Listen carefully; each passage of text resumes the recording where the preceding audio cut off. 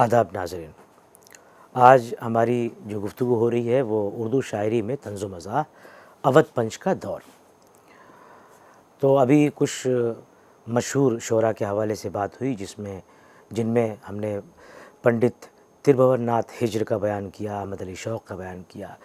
مولوی سید عبدالغفور شہباز کی بات ہوئی اور پھر اکبر کی بات ہوئی۔ اور اکبر کے سلسلے میں ابھی ہماری بات چل رہی تھی، کیونکہ اکبر کے ہم نے دیکھا کہ وہ جس طرح سے اپنا اسلوب اپناتے ہیں، اس میں وہ رعایت لفظی کو برتتے ہیں، تصرف کرتے ہیں، تعریف محاورے کو بدلتے ہیں اور انگریزی کی آمیزش سے وہ اپنی بات کہتے ہیں اور طنز و مزاح پیدا کرنے میں ان وسائل سے وہ مدد لیتے ہیں۔ لیکن کچھ دیر پہلے میں نے کہا تھا کہ اکبر کے کلام کا ایک بڑا حصہ ایسا ہے جس میں اسلوب کی حیثیت ذیلی ہے اور خیال کی شوخی اور مماد کا جو تیکھا پن ہے وہ مرکزی حیثیت حاصل کر جاتا ہے۔ کچھ اشعار دیکھیں جن میں یہ بات ہے، یعنی کہ اسلوب کو اہمیت کم دی ہے، لفظی بازیگری کم ہے، بلکہ وہاں پر خیال کی شوخی اور مواد کا تیکھا پن زیادہ ہے۔ تو اس طرح کے جو اشعار ہیں، اس قبیل کے جو اشعار ہیں وہ اپنے سامنے رکھیں تو اکبر کا ایک کہنا چاہیے کہ متوازن مطالعہ آپ کے سامنے ہوگا کہ باپ ماں سے، شیخ سے، اللہ سے کیا ان کو کام، ڈاکٹر جنوا گئے تعلیم دی سرکار نے۔ شوہر افسردہ پڑے ہیں اور مرید آوارہ ہیں، بیویاں اسکول میں ہیں، شیخ جی دربار میں۔ تھی شب تاریک چور آئے جو کچھ تھا لے گئے، کر ہی کیا سکتا تھا بندہ کھانس لینے کے سوا۔ طفل سے بو آئے کیا ماں باپ کے اتوار کی، دودھ تو ڈبے کا ہے تعلیم ہے سرکار کی۔ شیخ جی کے دونوں بیٹے باہنر پیدا ہوئے، ایک ہیں خفیہ پولیس میں ایک پھانسی پا گئے۔ چھوڑ لٹریچر کو اپنی ہسٹری بھول جا، شیخ و مسجد سے تعلق ترک کر اسکول جا۔ ان سے بیوی نے فقط اسکول کی ہی بات کی، یہ نہ بتلایا کہاں رکھی ہے روٹی رات کی۔ ہم اس کے ساتھ ہیں کہ خدا جس کے ساتھ ہے، لیکن خبر نہیں کہ خدا کس کے ساتھ ہے۔ تعلیم دختراں سے یہ امید ہے ضرور، ناچے دلہن خوشی سے خود اپنی برات میں۔ 4 دن کی زندگی ہے کوف سے کیا فائدہ، کھا ڈبل روٹی کلر کی کر خوشی سے پھول جا۔ تو یہ کچھ اشعار تھے، ابھی ایک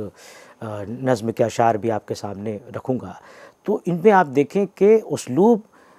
کی حیثیت جو ہے ثانوی ہو جاتی ہے۔ یہاں پر جو مقاصد ہیں اکبر کے سامنے وہ بالکل ایک الگ نوعیت کے ہیں، وہ کچھ پیغام دینا چاہتے ہیں۔ اب یہ جو شعر ہے کہ تعلیم دختراں سے یہ امید ہے ضرور، ناچے دلہن خوشی سے خود اپنی برات میں، ہمارے یہاں سامنے کی بات ہے۔ اس زمانے میں تو شاید یہ رواج نہ رہا ہو، لیکن ہم تو آج سوشل میڈیا کا دور ہے، اس میں بہت ساری اس طرح کی ریلز ہم دیکھتے ہیں جس میں، اور اس کو بڑے فخر کی بات یا بہت ہی اس پہ نازا ہوتے ہیں ایسے چیزوں کو شیئر کرتے ہوئے۔ تو اب اکبر اس زمانے میں یہ بات کہہ رہے تھے۔ اسی طرح سے وہ شعر آپ نے دیکھا کہ طفل سے بو آئے کیا ماں باپ کے اتوار کی، دودھ تو ڈبے کا ہے تعلیم ہے سرکار کی۔ تو یہاں پر آپ دیکھیں کہ وہ جو اسلوب کی اہمیت تھی وہ ثانوی ہو جاتی ہے، اور مواد کا تیکھا پن اور وہ جو طنز ہے وہ سامنے آ جاتا ہے، بالکل مرکزی حیثیت اختیار کر جاتا ہے۔ اور وہ جو نظم میں کہہ رہا تھا وہ آپ سنیے کہ ایک بوڑھا نحیف و خستہ و زار، ایک ضرورت سے جاتا تھا بازار۔ ضعف پیری سے خم ہوئی تھی کمر، اور راہ بیچارہ چلتا تھا جھک کر۔ چند لڑکوں کو اس پہ آئی ہنسی، قد پہ پھپتی کمان کی سوجھی۔ قد جو ہے اس کا جھک گیا تھا، لمبے وہ بزرگ رہے ہوں گے، ان کی کمر جھک گئی تھی، تو کمان کی سوجھی پھپتی کسنے کی بچوں کو۔ کہا ایک لڑکے نے یہ اس سے کہ بول، تو نے کتنے کو لی کمان یہ مول۔ پیر مرد لطیف و دانش مند، ہنس کے کہنے لگا کہ اے فرزند، پہنچو گے میری عمر کو جس آن، مفت مل جائے گی تم کو یہ کمان۔ یعنی جب تم میری عمر کو پہنچو گے تو یہ تمہیں کمان خود مفت مل جائے گی۔ تو اس میں یہ جو بچوں کا جو مذاق تھا، بچوں کا یہ جو تمسخر تھا، اس کو کس خوش اسلوبی سے، یعنی جو تیکھا پن ہے اس کا، مواد کا، یہاں اسلوب کی بات نہیں ہے، اسلوب ثانوی حیثیت اختیار کر جاتا ہے۔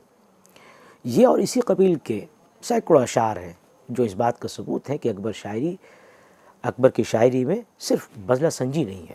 بلکہ اس کے سوا بھی ہے، اور وہ سوا کیا ہے کہ وہ وہاں پر اسلوب جو ہے وہ ثانوی حیثیت اختیار کر جاتا ہے، اور مواد کا جو تیکھا پن ہے، مواد کی جو شوخی ہے، وہ ہمارے سامنے آ جاتی ہے۔ تو اکبر کی شاعری پر تبصرہ کرتے ہوئے علامہ عبداللہ یوسف نے اپنی کتاب انگریزی عہد میں ہندوستان کے تمدن کی تاریخ میں کچھ بہت اہم باتیں لکھی ہیں۔ انہوں نے لکھا کہ اکبر نے مغربی تہذیب کے خلاف پرزور الفاظ میں مشرقی آواز بلند کی، یہ ایک بات کہی۔ دوسری بات یہ کہی کہ ہندوستان میں مذہب کے زوال پر انہوں نے دلی رنج و غم کا اظہار کیا ہے۔ اور تیسری جو اہم بات کہی عبداللہ یوسف نے، وہ یہ کہ اکبر نے مکاری، ریاکاری اور بیہودگی کے خلاف اپنے جذبات کو بیان کرنے کی کوشش کی ہے۔ تو یہ جب آپ اس پورے لیکچر کو دیکھیں گے اور یہ باتیں آپ اپنے ایگزام میں بھی کوٹ کریں گے، جب اسے اس طرح سے جب دیکھیں گے کہ اکبر کے ہاں صرف وٹ کی شاعری نہیں ہے، یعنی صرف وہ لفظی شعبدہ بازی نہیں ہے، بلکہ مواد کا تیکھا پن بھی وہاں موجود ہے، مواد کی شوخی بھی موجود ہے۔ اور دوسری یہ کہ وہ ان تینوں باتوں کو جو عبداللہ یوسف نے بتائی ہیں، جو میں نے ابھی یہاں ذکر کی، اس کو آپ سامنے رکھیں گے تو ایک جامع، ایک متوازن اکبر کا مطالعہ آپ کر سکیں گے۔ تو اکبر کی جو طنز مظاہرہ شاعری ہے، اس کے جو مختلف ادوار بنتے ہیں، ان ادوار کا جب آپ جائزہ لیتے ہیں تو یہ معلوم ہوتا ہے کہ ان کے نشانے پر وہ مغربی رجحانات ہیں جو مشرقی معاشرے کے لیے نامانوس ہیں اور یہاں کی تہذیب سے مانوس نہیں ہیں، ہم آہنگ نہیں ہیں۔ تو اس لیے وزیر اعلیٰ کا یہ جو تجزیہ ہے وہ صحیح معلوم ہوتا ہے کہ ان کے جو طنز کی اساس ہے، بنیاد ہے، وہ انسانی جبلت پر استوار ہے۔ یعنی وہ جبلت ہوتی ہے کہ جو ہر نئی چیز کو دیکھ کر کے اس کا مذاق اڑاتی ہے۔ یہ جبلت ہے انسان کی، نئی چیز جب بھی کوئی دیکھے، چاہے اچھی ہی کیوں نہ ہو، اس سے بحث نہیں ہوتی کہ وہ اس سے نقصان پہنچ رہا ہے، اس سے فائدہ پہنچ رہا ہے، بلکہ نئی چیز ہے تو اس کا مذاق اڑانا ہے۔ نیا فیشن آتا ہے تو آپ دیکھیں، ہم لوگ تو اس کو تیاری یہ کیا ہے، یہ سمجھ میں نہیں آ رہا ہے، تو آدمی پہلی جو چیز ہوتی ہے، پہلا جو رد عمل ہوتا ہے آدمی کا، وہ ہنسی کا ہوتا ہے۔ تو گویا انسانی جبلت پر استوار ہے، یہ ان کا تجزیہ ہے۔ اس کے علاوہ انسانی جبلت کے علاوہ ان کے طنز کے جو پیچھے آپ دیکھیں گے کہ ان کی مجروح شخصیت کو بھی آپ ایک اہم عنصر مان سکتے ہیں۔ سودا کے ہاں بھی یہ چیز تھی، انشاء کے ہاں بھی یہ چیز تھی کہ ایک عنصر موجود تھا مجروح شخصیت کا، کیونکہ میر کے سامنے سودا کا چراغ نہیں جل سکا، اس لیے آپ دیکھیں کہ حج کی صورت میں انہوں نے معاصرین کی برائیاں کی ہیں، ان کی مذمت کی ہے، ان کو تنقید کا نشانہ بنایا ہے۔ دوسری طرف انشاء ہے جو بے پناہ ذہین تھے، اور اس کے باوجود ان کے اندر ایک خاص بات تھی کہ دوسروں کو ذلیل کرنے میں ان کو مزہ آتا تھا، ان کا فطری ایک طرح سے میلان تھا اس کی طرف۔ تو اکبر کو جب دیکھے تو یہ سمجھنا ضروری ہو جاتا ہے کہ جس عہد میں وہ تھے اس کے تقاضے کیا تھے۔ وہ تقاضے تو یہ تھے کہ وہ سر سید کی طرح قومی جو ترقی تھی اس میں حصہ لیتے، اس کی طرف متوجہ ہوتے،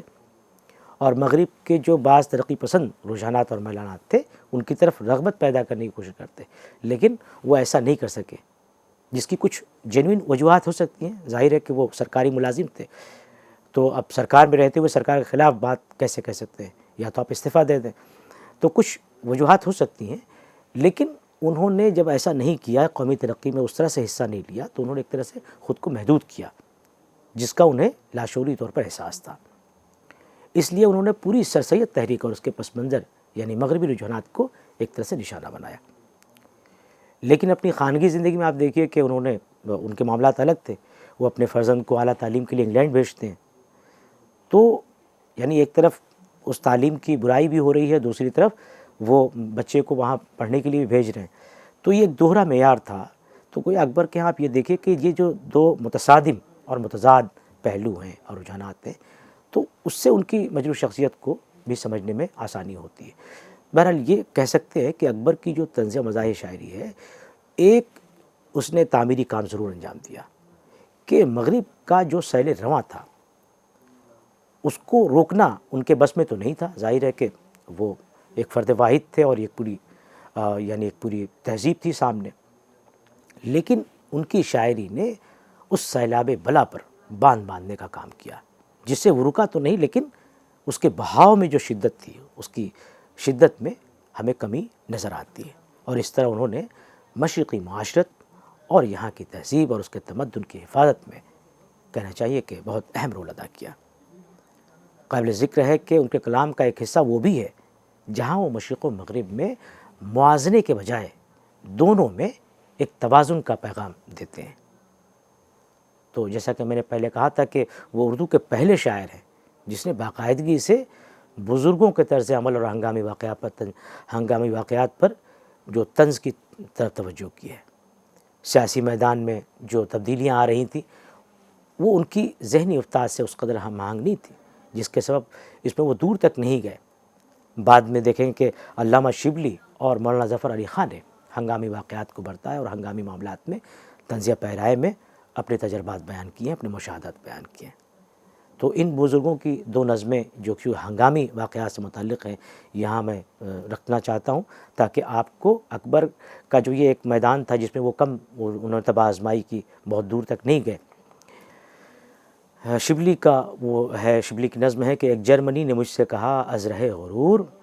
ایک جرمنی نے مجھ سے کہا از رہے غرور، آسان نہیں ہے فتح تو دشوار بھی نہیں، برطانیہ کی فوج ہے 10 لاکھ سے بھی کم اور اس پر لطف یہ ہے کہ تیار بھی نہیں، باقی رہا فرانس تو وہ رند لم یزل، آئیں شناسے شیوہ پیکار بھی نہیں، یعنی وہ جنگ کرنا نہیں چاہتا ہے۔ میں نے کہا غلط ہے تیرا دعوی غرور، دیوانہ تو نہیں ہے تو ہوشیار بھی نہیں، ہم لوگ اہل ہند ہیں جرمن سے 10 گنے، تجھ کو تمیز اندکو بسیار بھی نہیں، سنتا رہا وہ غور سے میرا کلام اور پھر وہ کہا جو لائق اظہار بھی نہیں، اس سادگی پہ کون نہ مر جائے اے خدا، لڑتے ہیں اور ہاتھ میں تلوار بھی نہیں۔ یہ شبلی کی نظم تھی۔ ظفر علی خان کی یہ نظم ہے کہ پھٹکری سے مجھ کو مطلب ہے نہارے سے غرض، رنگ بے دامو ہی اس دامن پہ چوکھا آئے گا،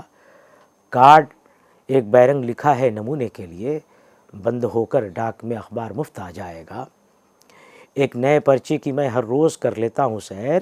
یوں ہی قاصد سال بھر نامے پہ نامہ لائے گا۔ تو یہ پوری اس طرح سے نظم ہے۔ تو آپ نے یہ ملاحظہ کیا کہ یہاں بالواسطہ مزاح موجود ہے۔ دوسری طرف ظریف لکھنوی بہت اہم شاعر ہے، بہت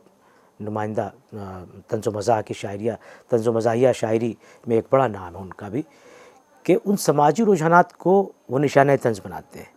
جو ان ہنگامی مسائل کے پس پردہ کار فرماتے ہیں۔ تو ظریف کے ہم کیا دیکھتے ہیں کہ وہ اپنے عہد کی جو سماجی بے اعتدالی ہے اس کو نشانہ بناتے ہیں۔ اب ان کی کچھ نظمیں ہیں یعنی کہ سیاحت ظریف، شہر آشوب اور الیکشن، تو یہ جب پڑھیں گے آپ تو پتہ چلے گا کہ وہ ان نظموں میں سماج کی بے اعتدالیوں کو اور اس کی ناہمواریوں کو بے نقاب کر رہے ہیں۔ لیکن قابل غور بات یہ ہے کہ انہوں نے ان مسائل کو جو برتا ہے جن کا اثر دائمی ہوتا ہے، ہنگامی نہیں ہوتا، اس سے ان کے ظرافت میں دلچسپی اور لطف زیادہ ہو گیا ہے۔ یعنی جو ہنگامی واقعات تھے تو وہ دائمی ایسے مسائل کو چنتے ہیں، منتخب کرتے ہیں کہ جن کا اثر دائمی ہوتا ہے۔ تو ان کے آپ دیکھیں کہ زبان و بیان پر زبان ہے اور لفظی الٹ پھیر بھی ضرورت سے زیادہ توجہ کہیں کی ہے، تو اس کی وجہ سے ان کے طنز میں محدودیت کا بھی احساس ہوتا ہے۔ انہوں نے اپنی طنزیہ شاعری میں مقامی عناصر کو بھی شامل کیا ہے، تو اس سے ان کے ہاں ایک قابل قدر زاویہ پیدا ہو جاتا ہے۔ الیکشن کے دوران امیدواروں کو کن مشکلات کا سامنا ہوتا ہے، جیسا کہ میں نے بھی ذکر کیا کہ ان کی ایک نظم الیکشن بھی ہے، تو اس کا ایک نمونہ آپ سامنے دیکھیے کہ وہ کس طرح سے اس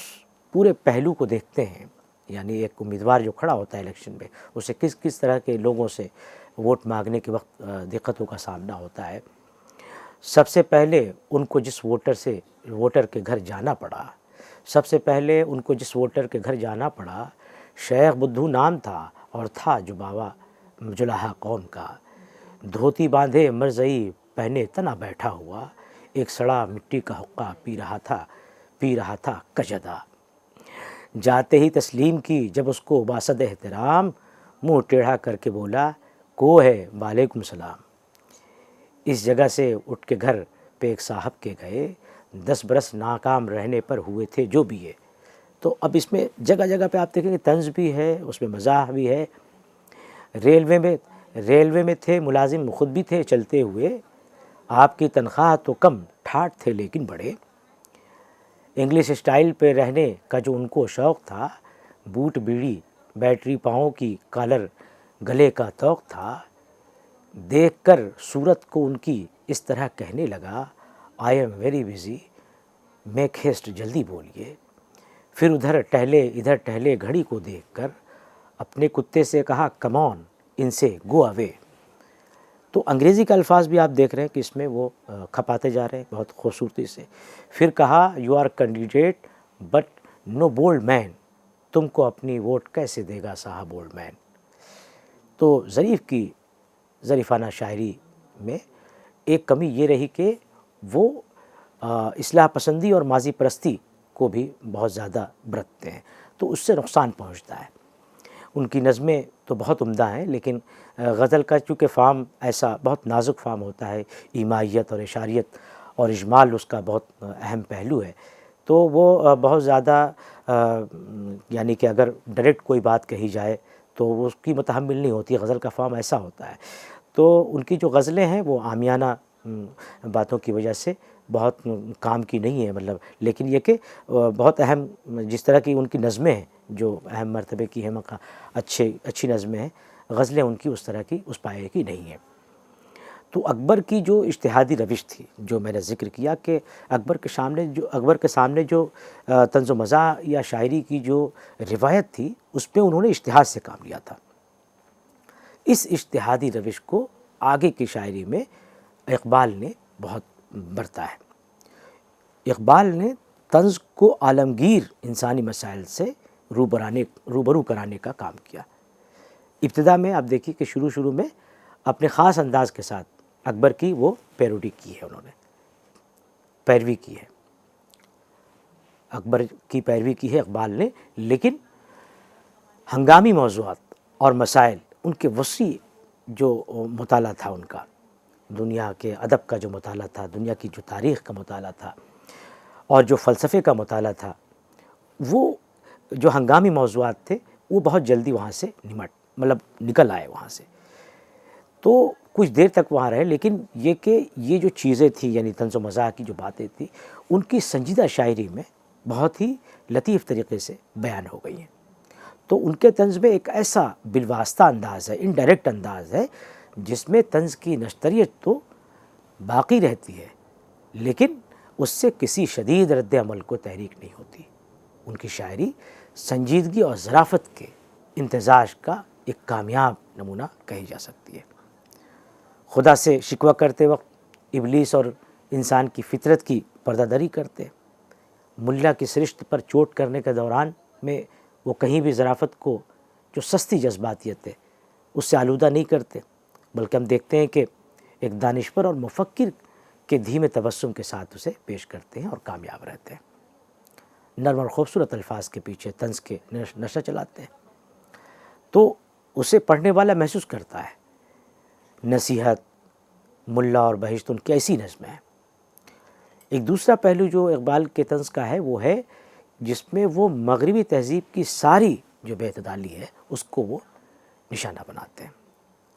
میخانہ یورپ کے انداز نرالے ہیں، لاتے ہیں سرور اول، دیتے ہیں شراب آخر۔ تو ان کے ہاں جو طنزیہ کلام ہے اس کا ایک حصہ زندگی اور کائنات کے بہت سے مسائل کو اپنے نشانے پر لیتا ہے، اور ایک مفکر کی صورت، جیسا کہ میں نے ذکر کیا، دھیمے تبسم کے ساتھ کائنات کے مسائل کے رموز جو ہیں اور اس کے نکات کو بیان کرتے ہیں۔ خدا سے ان کا راست خطاب رندی و بے باکی کے سوا تیز نشتر بھی رکھتا ہے۔ ان کے وہ اشعار آپ کو یاد ہوں گے کہ اگر کجروں ہیں انجم آسماں تیرا ہے یا میرا، یہ تخاطب ہے، سیدھے سیدھے مکالمہ ہے رب کائنات سے، اور اس میں شکایت بھی ہے اور یہ کہ ایک طرح سے طنز بھی ہے، لیکن اس ایسی سنبھلی ہوئی کیفیت ہے اس میں کہ آپ کو بری نہیں معلوم ہوتی، اس میں شدید رد عمل سامنے نہیں آتا، اور دھیرے دھیرے وہ چیز آپ پر اثر کرتی ہے۔ اگر کجروں ہے انجم آسماں تیرا ہے یا میرا، مجھے فکر جہاں کیوں ہو جہاں تیرا ہے یا میرا، اگر ہنگامہ ہے شوق سے ہے لامکاں خالی، خطا کس کی ہے یا رب لامکاں تیرا ہے یا میرا، اسے صبح ازل انکار کی جرت ہوئی کیوں کر، مجھے معلوم کیا وہ رازداں تیرا ہے یا میرا۔ ابلیس کے بارے میں کہا اقبال نے، محمد بھی تیرا جبریل بھی قرآن بھی تیرا، مگر یہ حرف شیریں ترجمہ تیرا ہے یا میرا، اسی کوکب کی تابانی سے ہے سارا جہاں روشن، زوال آدم خاکی زیاں تیرا ہے یا میرا۔ تو آدم یعنی انسان کی جو عظمت ہے اس کا بخان بھی ہے، اس کا بیان بھی یہاں پر ہے، اور ابلیس سے جو ابلیس کا جو مرتبہ تھا اور ابلیس نے انکار کیوں کیا سجدے سے، اس کی پوری کہانی اس میں موجود ہے، اور ایک باقاعدہ ایسا مکالمہ ہے جس میں جرت کی ضرورت ہے، لیکن یہ جرت ایسی ہے، یہ گستاخانہ جرت نہیں ہے، یہ عجیب و غریب قسم کی یعنی ادب سے پیدا ہوتی ہے، تربیت سے پیدا ہوتی ہے، جو اقبال کے ہاں میں ملتی ہے کہ وہ خدائے رب کائنات سے بھی جو مکالمہ کرتے ہیں، جب اس سے تخاطب کا معاملہ ہوتا ہے تو اس سنجیدگی کو، اس ادب کو وہ ملحوظ رکھتے ہیں۔ تو اقبال کے ہاں یہ جو شاعری کا ذکر ہوا طنز و مزاح کا، جوش ملیح آبادی کے ہاں بھی آپ دیکھیں گے کہ طنز و مزاح کے جو عناصر ہیں وہ ہمیں ملتے ہیں۔ انہوں نے بھی اپنی نظموں میں، غزلوں میں، اور خاص طور پر اپنی رباعیوں میں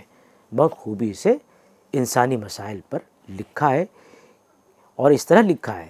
کہ اشیاء یا واقعات کے جو مضحک پہلو ہیں وہ ہمارے سامنے آ گئے۔ تو ظریف، لکھنوی، اقبال اور جوش سے قطع نظر آپ دیکھیں کہ طنز و مزاح کے اور بھی نمونے ہمیں ملتے ہیں جن کے متعلق یہ کہا جا سکتا ہے کہ وہ آج کی جو طنز و مزاحیہ شاعری ہے وہ ہے۔ ایک کتاب ہے جو میں یہاں ذکر کرنا چاہتا ہوں کہ وہ کتاب یوں ہے کہ تذکرہ خندۂ گل، تذکرہ خندۂ گل، جس میں یہ عبدالعاصی صاحب کی کتاب ہے،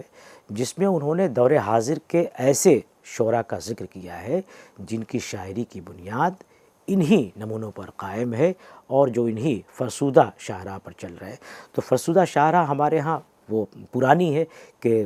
رند کو محتسب سے چھیڑ چھاڑ ہے، حجب ہے، اسی طرح کی چیزیں ہیں جو سامنے کی باتیں ہیں اور اس کو وہ بیان کرتے ہیں۔ تو یہ مثال کے طور پر آپ کے سامنے یہ باتیں رکھی گئی۔ تو گویا آپ نے یہ دیکھا کہ اودھ پنچ کا جو دور ہے وہ اتنا زرخیز اور اتنا اس کا جو عہد ہے وہ زرعی عہد ہے کہ اس میں بڑے بڑے شعراء پیدا ہوئے۔ ابھی صرف شاعری کے حوالے سے بات ہو رہی ہے، نثر نگاروں کے حوالے سے بھی ہم بات کریں گے کہ نثر نگاروں نے کس طرح کی خدمات انجام دی ہیں۔ اردو کی طنزیہ و مزاحیہ اردو کا جو طنزیہ و مزاحیہ نثری ادب ہے اس میں کس طرح سے ان کی اپنی خدمات رہی ہیں۔ تو ہم نے دیکھا کہ جو ممتاز جو قافلہ ہے اودھ پنچ کا، اودھ پنچ میں 4 نام بہت قابل ذکر ہیں۔ پنڈت تربھون ناتھ ہجر کا نام بہت نمایاں ہے، احمد علی شوق کا نام بہت نمایاں ہے، اسی طرح سے مولوی عبدالغفور شہباز کا نام بہت زیادہ نمایاں ہے، اور چوتھا جو نام جو میں نے آپ سے ذکر کیا، اکبر کی شاعری کا ذکر کیا کہ اکبر نے بہت زیادہ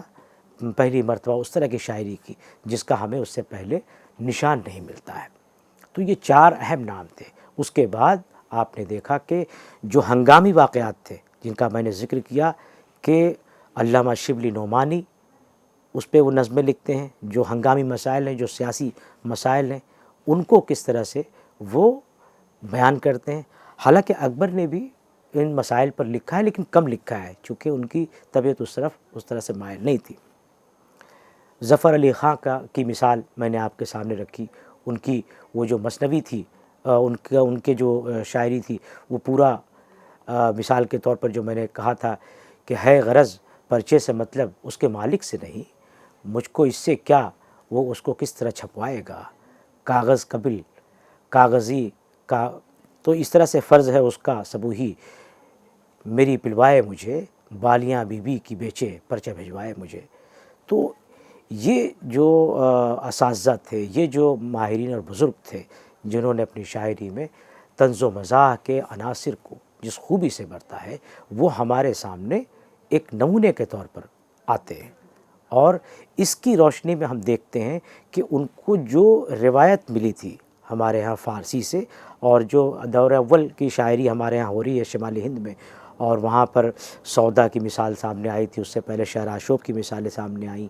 और हज्व की मिसाल सामने आई, कि वो हमने देखा कि रिंद और मुहतसिब से छेड़छाड़ चल रही है,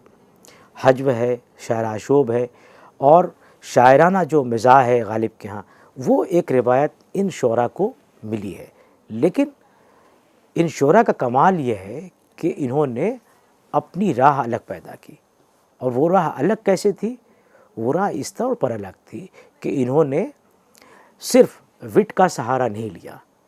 यानी अकबर के यहाँ आपने देखा कि अकबर के यहाँ मैंने बताया आपको कि बज़ला संजी, यानी जिसका रिश्ता अल्फाज से ज़्यादा मज़बूत होता है, यानी ऐसी तरकीब इस्तेमाल कर दी, मुहावरा इस्तेमाल कर दिया, तज़मीन कर ली, या फिर इस तरह से कुछ तसर्रुफ़ करके उसमें पेश कर दिया,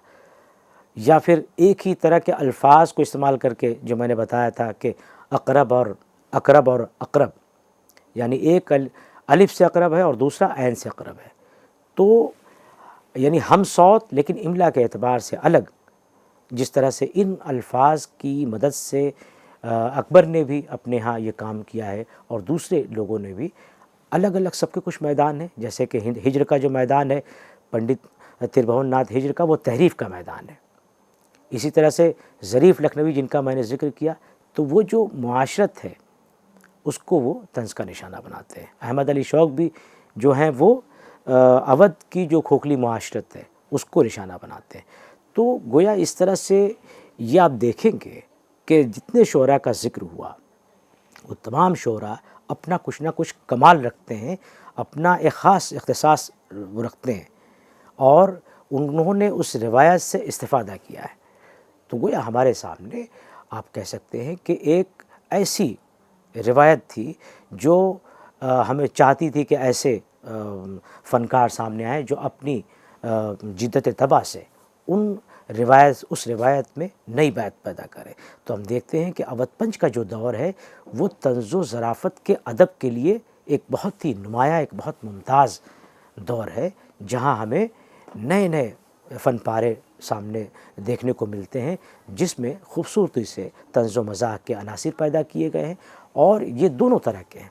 यानी मज़ाह की सूरत में भी हैं, यानी कि पूरी पूरी नज़्म में वो बात बरक़ी रौ की तरह दौड़ रही है, मज़ाह का पहलू पैदा है, या किसी किसी ख़ास लफ्ज़ में ऐसी बात रख दी गई है,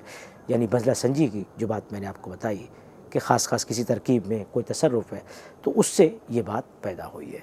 तो मुझे उम्मीद है कि आज का ये जो लेक्चर हुआ है उर्दू शायरी में तंज़ो मज़ाह अवध पंच का दौर, ये आपको समझ में आया होगा और आपको अच्छा लगा होगा। बहुत बहुत शुक्रिया।